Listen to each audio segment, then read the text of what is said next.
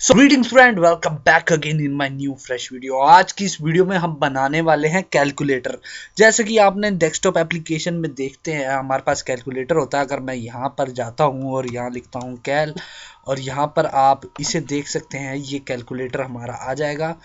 आया नहीं, ये आ गया छोटा सा कैलकुलेटर। तो आज हम यही सीखने वाले हैं कि पाइथन टिकिंटर में आखिर हम कैलकुलेटर कैसे बना सकते हैं। जैसे ये कैलकुलेटर है 1+2 करूंगा और इज इक्वल टू करूंगा तो यहाँ पर मेरे पास रिजल्ट 3 आ जाएगा।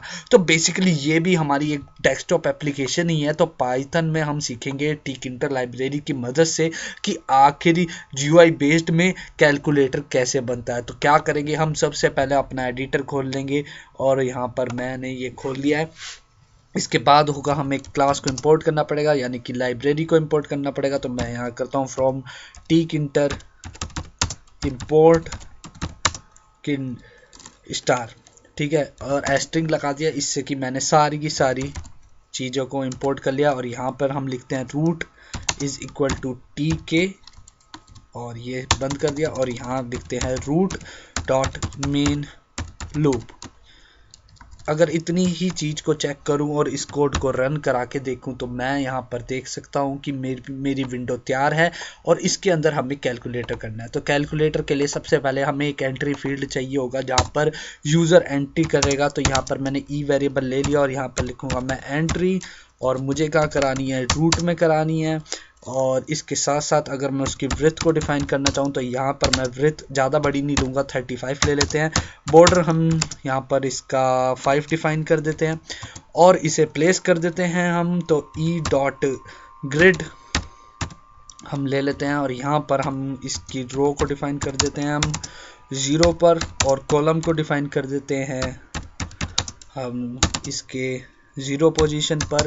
साथ ही साथ अगर मैं इसको पैड X और पैड Y भी देना चाहूँगा, लेकिन इससे पहले मैं जानता हूँ कि अगर ये कैलकुलेटर अगर मैं अपना यहाँ पर देखूँ, अपना जो हमारे पास पहले से ही इंस्टॉल होता है, तो हम यहाँ देखते हैं कि यहाँ पर 1 2 3 4 5 बटन होते हैं। लेकिन अभी हम सिंपल पे जाएंगे तो अगर हम नंबर वाली को देखें तो 3, तो यहाँ पर कोल स्पैन 3 का यूज़ होगा। तो मैं यहाँ लिखता हूँ कोल स्पैन इज इक्वल टू 3, यानी कि 3 के बटन के नीचे ये पूरा अपनी जगह बना पाएगा।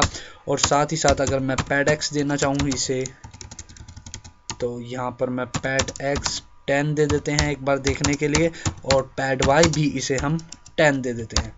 और ये हमारा ग्रिड में मतलब पैक भी हो चुका है। और इसे अगर मैं रन करा के देखूंगा तो मेरा कुछ कैलकुलेटर की विंडो यहाँ पर कुछ एरर आ गया। तो इसे हमें चेकआउट करना पड़ेगा क्या एरर है। ओके, कॉलम यहाँ पे स्पैन, कॉल स्पैन और ये सब। तो यहाँ पर कॉल स्पैम नहीं आने का, यहाँ पर आएगा हमारा कॉलम स्पैन, यानी कि UM पूरा लिखा जाएगा।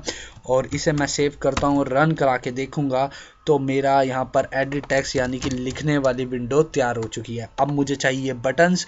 तो यहाँ पर मैं सबसे पहले बटन्स को बनाना चाहूँगा। अगर मैं अपना पुराने वाला कैलकुलेटर देखूँ जो कि मैंने आपको शुरू की वीडियोज़ में दिखाया था, तो मैं आपको दिखाता हूँ, मैंने टिकिंटर की मदद से वो कैलकुलेटर बनाया था। उसी के मॉडल्स को हम देखते हुए आगे काम करेंगे।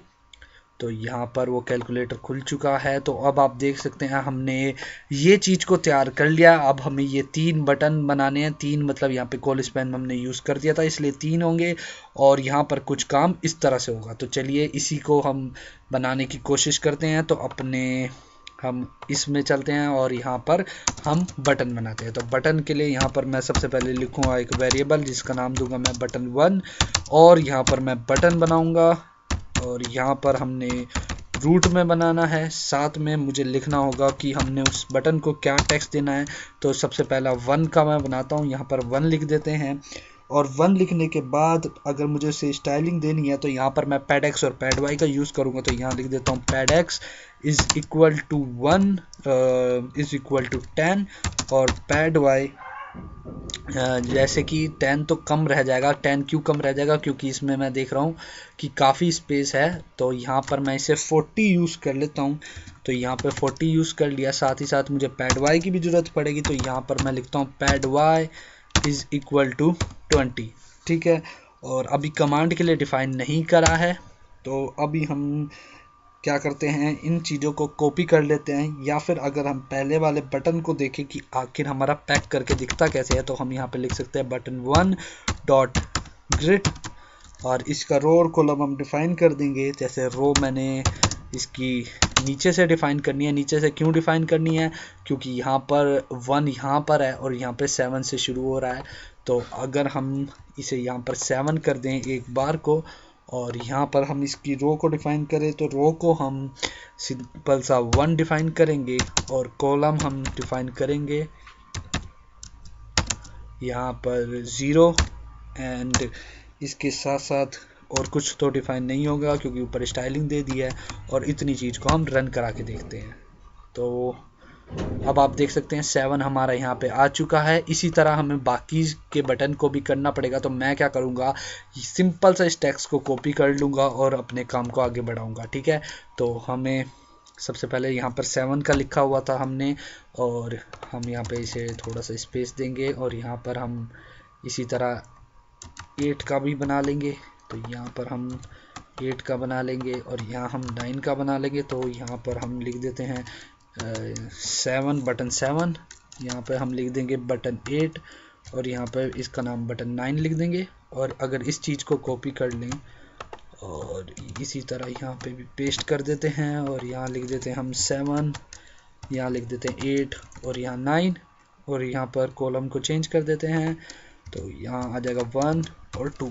इतनी चीज़ को देखें हम रन करा के, तो हमारा कुछ मॉड्यूल इस तरह का दिखेगा। मैंने टेक्स्ट चेंज नहीं करा है, तो हमें टेक्स्ट भी चेंज करना पड़ेगा। तो यहाँ पर लिख देते हैं हम 8 और यहाँ लिख देते हैं 9, और इतने को हम रन कराते हैं।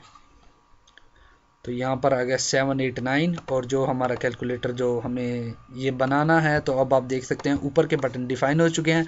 तो मैं एक काम करता हूँ, फटाफट वीडियो को पॉज करके यहाँ तक के बटन बना लेता हूँ, और हम इसके बाद आगे काम करेंगे। या फिर अगर ना भी पोस्ट करूँ तो फटाफट आपको मैं बता देता हूँ हम क्या करने वाले हैं, कि हम इस चीज़ को कॉपी कर लेते हैं, और यहाँ पर हमें आगे बटन्स को बनाना है। जैसे मैंने इसे कॉपी कर दिया, और यहाँ पर मुझे पता लगेगा कि अब यहाँ पर बारी है 6 की, 5 की, बेसिकली यहाँ पर बारी है 5 की, यहाँ है 4 की,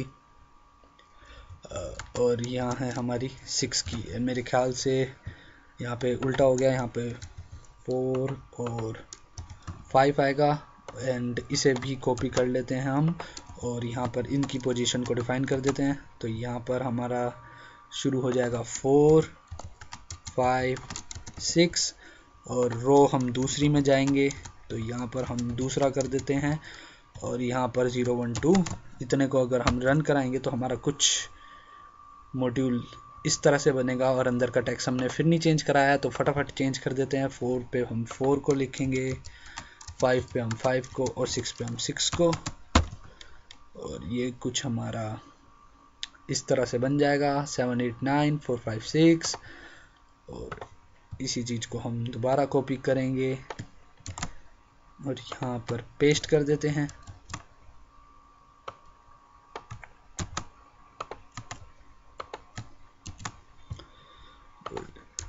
यहाँ पे अब आएगा 3, यहाँ आएंगे भाई साहब 2, और यहाँ आएंगे 1। इसी तरह अंदर से टेक्स्ट भी 3 2 और 1, और यहाँ पर हमें बटन को सेट भी करना पड़ेगा। तो इस चीज़ को हम ले लेते हैं ग्रिड में, जब हम सेट करते हैं या फिर पैक करते हैं आप वो भी कह सकते हैं। तो यहाँ पर हमें करना होगा 3 2 एंड 1, और यहाँ पर इसकी रो को डिफाइन करना पड़ेगा 3 3 और 3, और कॉलम हमारे वही हैं। तो ये हम रन कराते हैं, तो एब्सोल्युटली एकदम सही बनता जा रहा है। और अब हमें नीचे के प्लस माइनस साइंस को बनाना है। तो अगर हम नीचे वाले साइंस को देखें तो हमारा यहाँ तक हो चुका है 1 2 3। अगर हम अपने वाले को देखते हैं एक बार रन करा के, और इससे मैच कराने की कोशिश करेंगे कि हमारा कहाँ तक मॉड्यूल पहुँचा है। तो हम यहाँ पे देखते हैं हमारा आधा काम हो चुका है, ऊपर का बन चुका है, यहाँ पर 3 बन चुका है। हमें ये बनाना है 0 प्लस माइनस मल्टीप्लिकेशन डिवाइड और क्लियर, और नीचे इज इक्वल टू का। तो चलिए इसी चीज़ पर हम चलते हैं, और इसे हम यहाँ पर रखते हुए इस चीज़ को बनाएंगे। तो यहाँ पर मुझे फिर 3 की ज़रूरत है, तो मैं इस चीज़ को कॉपी कर लेता हूँ और यहाँ पर हम पेस्ट कर देते हैं। और यहाँ पर सबसे पहला डिफ़ाइन इन्होंने करा है 0, फिर इन्होंने डिफ़ाइन करा है प्लस, और फिर यहाँ पर मैंने वेरिएबल्स को चेंज करा बस, और फिर सब्ट्रैक्शन के लिए सब लिख दिया मैंने यहाँ पर, और यहाँ डिफ़ाइन कर दिया 0, और इसके टेक्स्ट में मैं डिफ़ाइन कर दूंगा प्लस, और इसके टेक्स्ट में मैं डिफ़ाइन कर दूंगा माइनस। इसी तरह नीचे भी हम डिफ़ाइन करेंगे इसकी पोजीशंस को कि कहाँ कहाँ मुझे ये दिखाना है।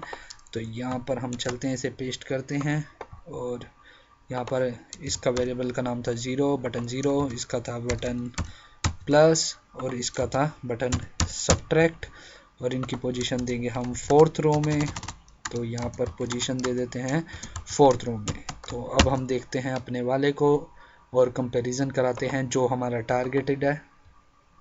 तो यहाँ पर हम देख सकते हैं कि हमारा काफ़ी हद तक सिमिलर हो रहा है, प्लस माइनस, और नीचे है मल्टीप्लिकेशन, डिवीजन और clear button, and then edge is equal to का, तो वो भी हम कर लेते हैं। तो यहाँ पर हम चलते हैं और इस चीज़ को फटाफट कॉपी करते हैं और अगली टर्म की तरफ चलते हैं। जैसे यहाँ पर लिखा हुआ है मल्टीप्लिकेशन, तो इसे मैं दे देता हूँ मल, फिर है हमारा डिवीज़न, तो यहाँ पर दे देते हैं बटन डिव, और फिर है क्लियर, तो इसे नाम दे देते हैं हम बटन क्लियर। और यहाँ पर चेंज कर देते हैं मल्टीप्लिकेशन में मल्टीप्लिकेशन का साइन, डिवीज़न में डिवीज़न का साइन, और क्लियर में सिंपल सा क्लियर लिख देंगे। तो यहाँ पर हम लिख देते हैं क्लियर, और इसी तरह यहाँ पर भी इसे सेट करेंगे। तो यहाँ पर चलते हैं हम और इसके प्लेस को सेट करते हैं 5, 5 और 5, ठीक है। और इसके साथ साथ हमें यहाँ पर लास्ट में इक्वल टू का बनाना है, जो कि हमारा 3 ले रहा है, 3 कॉल स्पैन ले रहा है। तो यहाँ पर हम बनाएंगे इक्वल का बटन, तो यहाँ पर लिख देते हैं हम इक्वल, और यहाँ पर लिखना चाहे तो लिख देते हैं बटन इक्वल,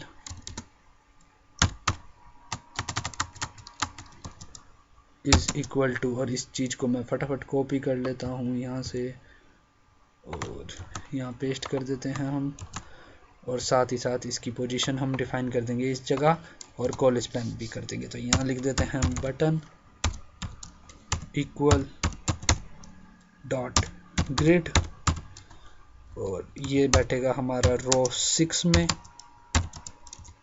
और कॉलम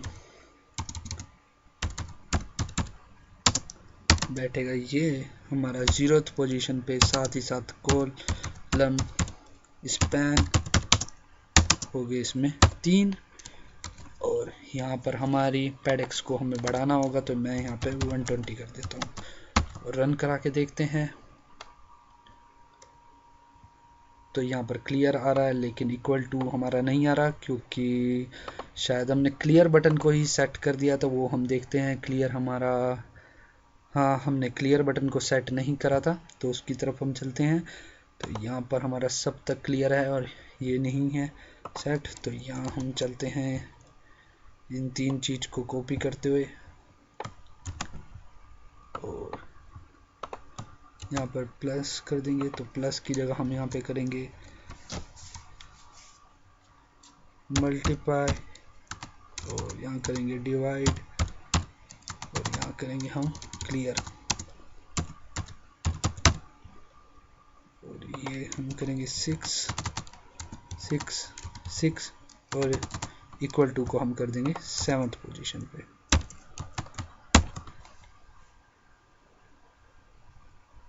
तो यहाँ पे थोड़ा सा हमारा ये आगे पीछे हो गया, उसे हम देखते हैं। तो हमने यहाँ पर क्लियर 2 बार डिफाइन कर दिया था, तो इसे हम रिमूव करते हैं और यहाँ पर हम लिख देते हैं इक्वल,